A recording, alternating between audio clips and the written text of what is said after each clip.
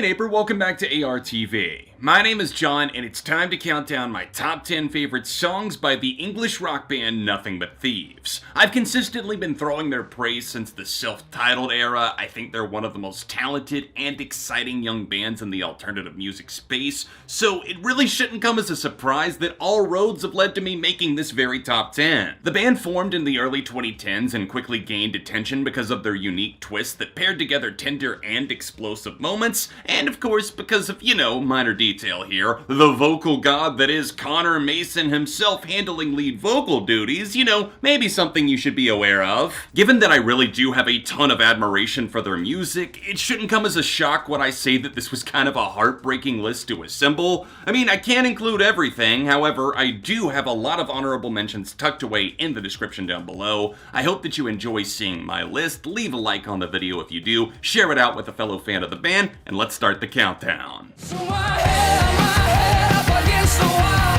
over and over again. Amsterdam was the lead single from Broken Machine, and today it leads off the list at number 10. This is a perfect encapsulation of everything that Nothing But Thieves do really, really well. It has kind of the suspense hanging in the verses, kind of a culling bass mood, before shifting into that dynamic flamethrower hook Connor Mason unleashes as he quite literally beats his head against the wall over and over and over again. You feel this in your bones. It's a very soulful track in some ways, with the expression of humanity, the struggle between evil and good, and these internal feelings. It's a epic track, and it's nothing short of grandiose. It's exactly what I love to hear from Nothing But Thieves.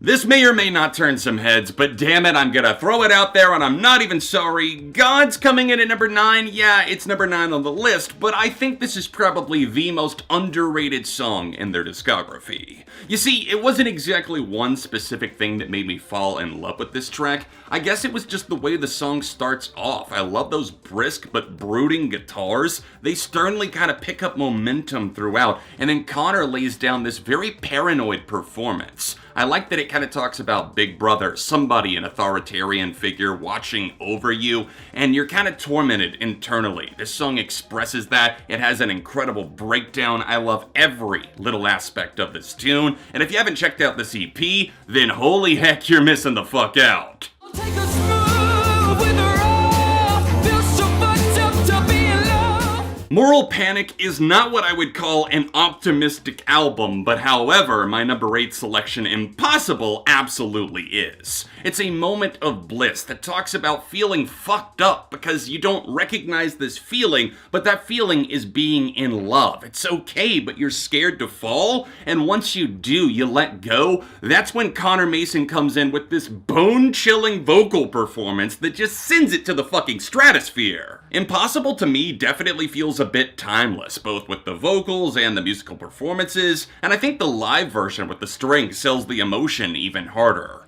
It's definitely a blast of serotonin to the system, and I just find myself clawing my way back to the track again and again.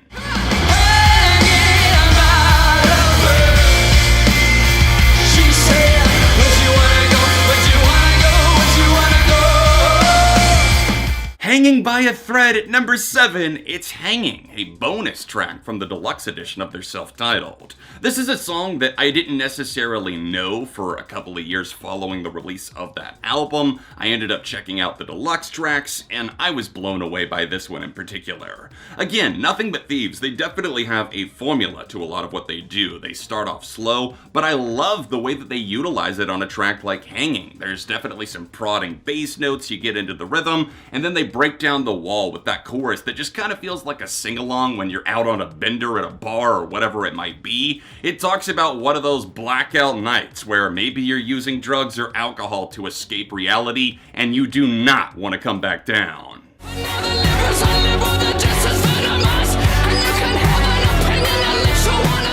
Can You Afford to Be an Individual feels like a breaking point. It's angry, and I think a lot of people are only gonna see the anger at surface level because it quite literally is seething out of the pores of this tune. But beyond that, I think that Connor Mason's delivery, it's kind of poking into both the far right and the far left, which I 100% agree with. It's become so toxic, it's become so insane that people just pick up a headline. They pick up something that wants to fit with their narrative, and they run with that so hard. And in the end, the question, can you afford to be an individual? It comes up again and again, and the answer for a lot of people, it's shockingly no. We can know or else see solutions ourselves, but we can't force everybody on the planet to think and act for themselves, unfortunately. Not everybody is going to be able to act as an individual. It's more of a follower instead of the leader situation. And after listening, you just kind of feel like you got yelled at by someone smarter than you, but I will take that whiplash any day of the week because those heated guitars,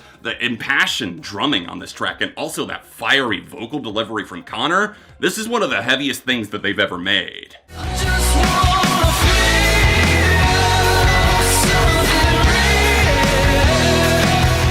Itch is the song that sold me on Nothing But Thieves. They had me hook, line, and sinker because I had previously heard their song Trip Switch. I didn't care about it all that much, and while I like it, it's just a bit bland and I think a little bit too safe for what they can do, but Itch is kind of the opposite of that. I love the dark ebb and flow that really sets the atmosphere on this track because it feels like a darker tune at first, but once Connor lets go of that piercing high note to start off the chorus, you know that things are going in a very different and more bombastic, eclectic direction. I cannot get enough of this song still, and I also love that guitar solo. It seems like there's some pedal distortion used throughout, and I love the fact that it just whips you into a tornado and then spits back out that final hook, and everything seals together like perfection. I hate myself for days, love. Sitting all alone, listening to the cave, love.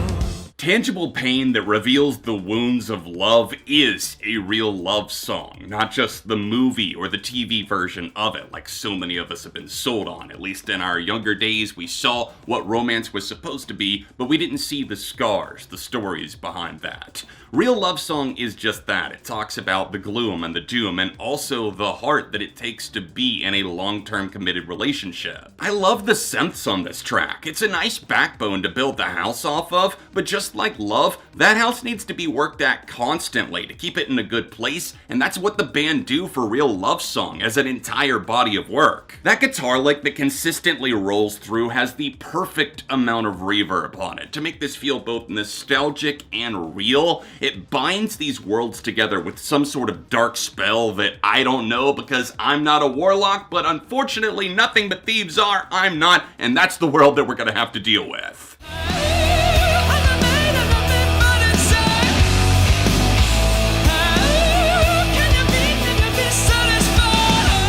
Edging our way closer to the top of the list at number 3, it's I'm Not Made by Design. This is a song that, in my eyes, proves that you can hear something and have a very different viewpoint, but you can also appreciate and understand the anger that they're dealing with, even if their perspective, it's not in line with your personal beliefs. You see, what I'm getting at here is that this track is kind of an atheist anthem. It doesn't believe in the greater design, and while I consider myself to be a person of faith, I don't consider myself to be religious because I don't like organized religion. I don't like what it does to people. I understand the frustrations, and I understand feeling so jaded that you just can't accept anything else being out there because none of us at the end of the day really know. From its humble, slower beginnings onwards, I have to admit that I don't care that much about the lyrical content. It's the music that I stick around for because my god, this song just erupts like all of Hawaii's volcanoes going off at one time. That breakdown is a fucking face melter, and if I had to stick my face in it over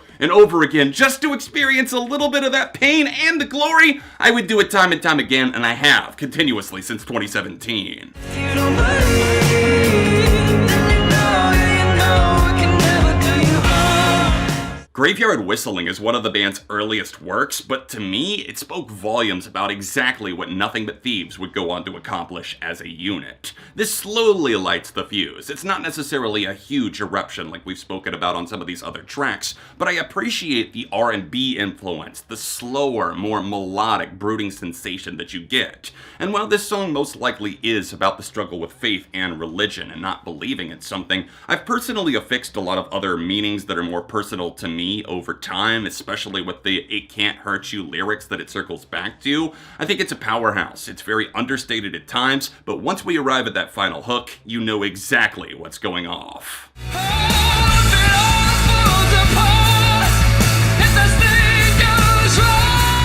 Number 1, all the way at the top, it's Particles from Broken Machine. This is such a sensational tune. It seems to be about love at the surface if you're listening to the lyrics, but it's actually about addiction and sleeping issues and insomnia. That might sound strange to you if you've never really had issues with sleep or insomnia or anything like that, but Connor Mason developed an addiction in 2017 to 2018 while they were out touring in support of Broken Machine. This is something that got very serious for him, and he was just trying to make it through the night. And for the longest time, I didn't understand the connection between some of the lyrics and what was going on, and then I realized he had flipped some of the tropes of romance and of love and had applied them to this drug, and while that's been done before, this one was a little bit more clever. You see, the thing is, this song is so beautiful with that massive bridge. Connor's vocals are just ripping straight through you like a hurricane, and then you get that pretty little "and I don't sleep no more," and that kind of makes you think about what was everything that we just experienced.